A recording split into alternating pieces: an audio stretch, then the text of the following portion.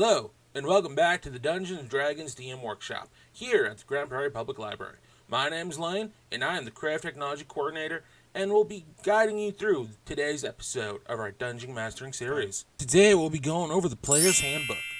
In the last video, we gave a brief glance at what you can expect from it, and in this video, we'll be primarily focusing on what's included in this book. Opening up the book, you'll find the content. And in the contents, you'll find each chapter and part covered in this book, starting with the introduction, creating a character, playing the game, and the rules of magic. Introduction is fairly simple. It just tells you everything you'll need to know to get started playing Dungeons & Dragons, as a player and as a DM. We have the category using this book. The Player's Handbook is divided into 3 parts. Chapter 1 is about creating your character. Chapter 2 details the rules on how to play the game. And Chapter 3 is all about magic. Going over how to play, we have the DM describes the environment as so. Your party walks into a mysterious forest. Goblins are afoot. They're ambushing you side by side. Roll for initiative. What? You get shot in the back. Oh no! Goblins falling from the air. Ah! Chaos! Ah! I'm sorry, your party has fallen to the goblin ambush. After the DM describes the environment, it's up to the players to describe what they're doing and what their actions they're going to take. As a bard, I walk up to the fair maiden. I try to woo her with my bardic skills of seduction. I roll 1. Ma'am, you look hot as hell. And from there, your DM narrates the events of what just occurred. The fair maiden looks at you, bewildered by your seductive skills, and she slaps you, because you just said something really stupid. You take 5 bludgeon damage. As we mentioned in the last video, to get started in D&D, you will also need some game dice. These can be a D4, D6, D10, D12, and D20. Many of which you can find in various hobby shops or online on sites like Amazon. These dice will be used to represent your abilities and skills and how you perform each action. Say, if you want to woo the fair maiden, you'll use your D20. The higher the number, the greater your chance of wooing. The lower the number, you're just going to get bludgeoned in the face with a fist. These dice will also be used for your combat and your weapon proficiency and how much damage you do when you strike your opponent.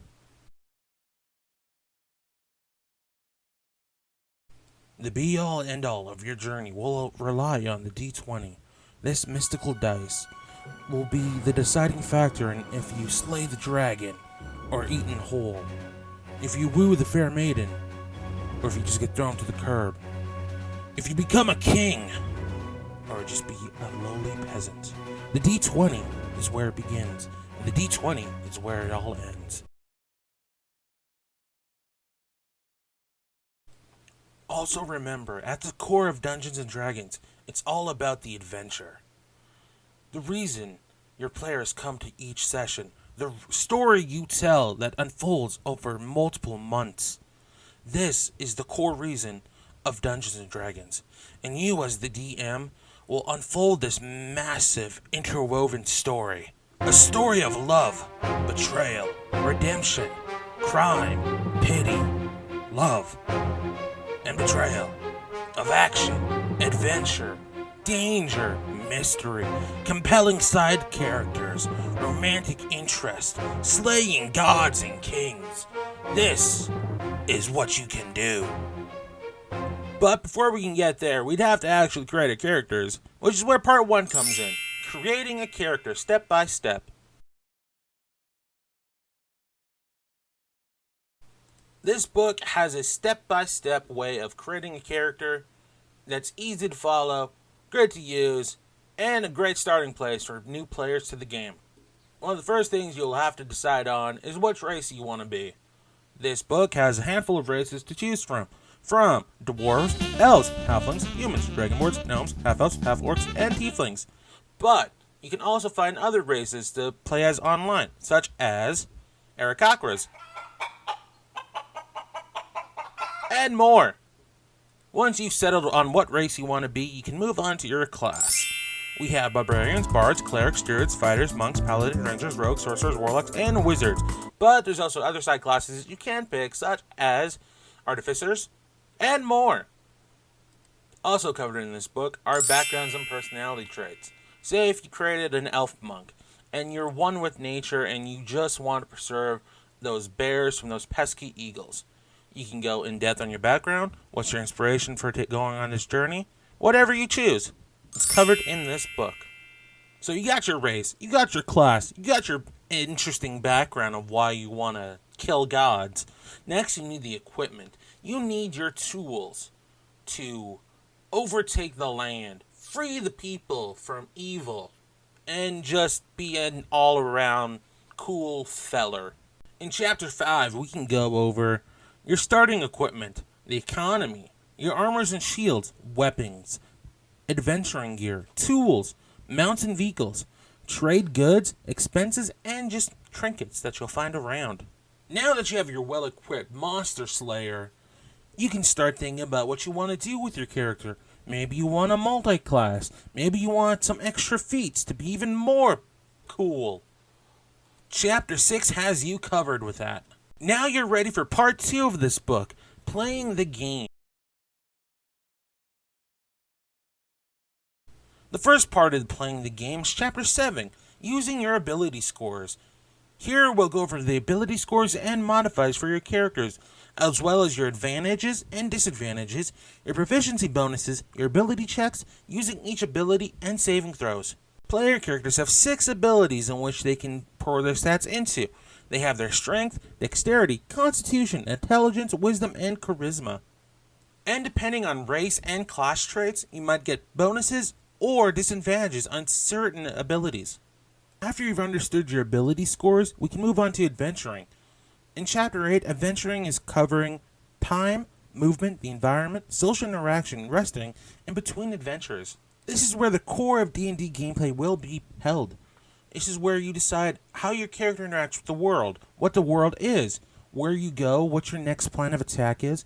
The core of how you play will be covered here in Chapter 8. Moving on to Chapter 9, we go over combat.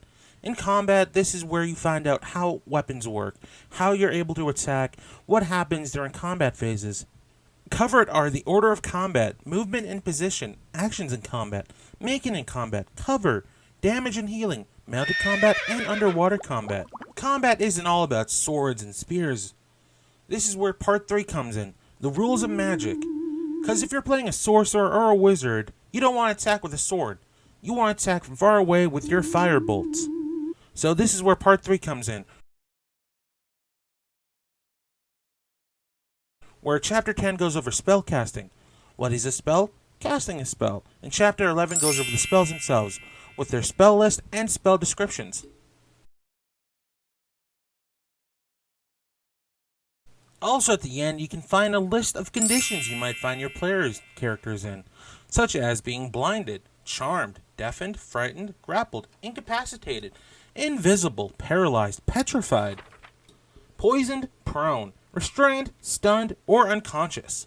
Also covered in the player's handbook are the gods of the multiverse, deities covered from the Forgotten Realms, the Greyhawks, Dragonlance, Eberron, non-human deities, even historical deities like Norse, Egyptian, Celtic, or Greek. You can also find information on the planes of existence, as well as information on how to travel in between planes, information on transitive planes, inner planes, outer planes, and other planes. And finally, you can find information on different kind of creatures you can throw into your own campaigns.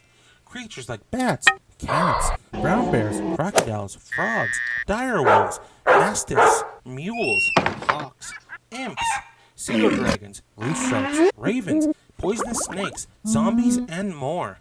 Also included at the end is a character sheet for you to create your brand new character. You can print those off to make more copies for you and your friends. And with that, we've gone over what to expect from the Player's Handbook.